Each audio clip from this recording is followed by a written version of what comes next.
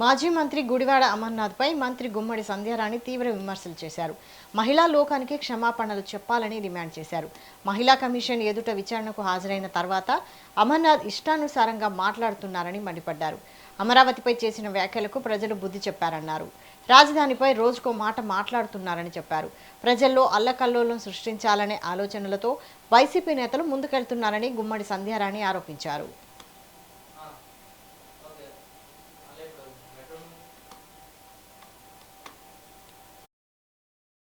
అంటే మీరు అసలు అమర్నాథ్ గారు మాట్లాడిన వెంటనే బయటకు వచ్చిన తర్వాత క్షమాపణ చెప్పాలి మహిళా లోకానికి. మీరు మహిళా కమిషన్ దగ్గరికి వెళ్ళొచ్చిన తర్వాత మీరు ఇష్టానుసారంగా మాట్లాడతారా? అంటే మీరు నన్ను కోడిగుడ్డి అన్నారు, అందుకే అన్నాను, ఏవో చెప్తున్నారు. అదే మీ ఫోటోని నడి రోడ్డు మీద పెట్టి ఎన్ని కోడిగుడ్లతో కొట్టారు మహిళలు? మీరు మాట్లాడిన మాటలకి మీకు ఏమాత్రమే ఇంగిత జ్ఞానం ఉందా? మహిళల మీద అలాగే మాట్లాడతారా?